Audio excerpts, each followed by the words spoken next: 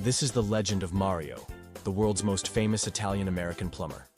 The year is 1981, and the place is the small village of Kyoto in Japan. Here in this tiny workshop, a man named Miyamoto Shigeru is creating a game about a likable but somewhat clumsy carpenter named Jumpman. Jumpman's girlfriend has been kidnapped by a giant ape, so Jumpman sets off to rescue her. This was the original concept of Donkey Kong, and it would be the first game in the world to feature a protagonist named Mario. But how did he get that name? Well, at the same time, Nintendo of America was looking for a warehouse to rent, and they found the perfect spot owned by a kind Italian-American landlord named Mario Segale. But when it came time to pay the rent, Nintendo was a little bit late. And according to Shigeru Miyamoto, the person who would become Mario, they got into a pretty heated discussion. It was at that point that Shigeru and his team looked at each other and said, "Hey, this guy looks a lot like our hero from Donkey Kong." So in honor of their landlord, they changed the name of the protagonist from Jumpman to Mario. And while we don't know exactly what Mario Segale looked like, we do know that he had a thick mustache just like the Mario we know today. But why mustachioed? Well, back in 1981, arcade graphics were extremely simple. Everything was made up of basic shapes like rectangles and circles, and characters only had a few frames of animation. So the artists would often add exaggerated features to make them more memorable. Take Pac-Man, for example. He has a big yellow circle for a body and a small triangle for a mouth. But if you didn't see the mouth, you probably wouldn't recognize him. The same went for Mario. If you didn't see his mustache, you probably wouldn't recognize him.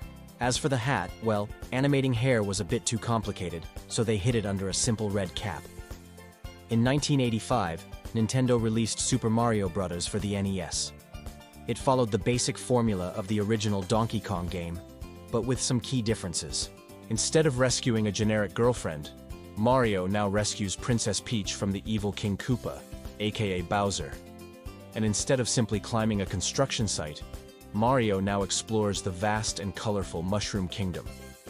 Super Mario Bros. Was a massive success, selling over 40 million copies and single-handedly reviving the video game industry after the 1983 crash.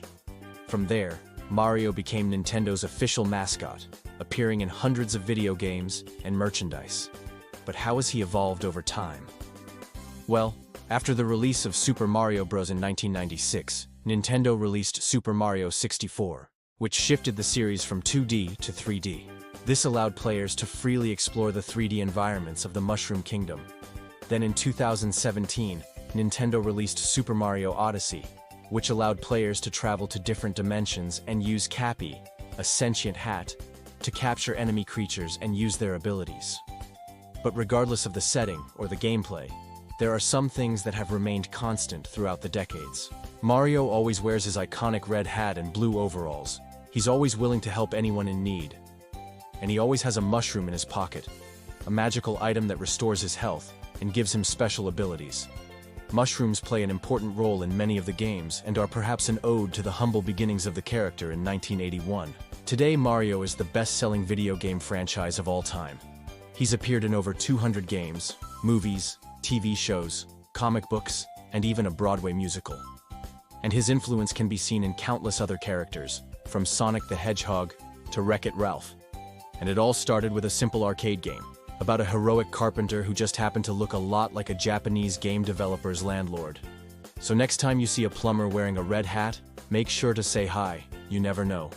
He might just be able to help you fix your leaky pipes. And that's the end of part 1. See you next time.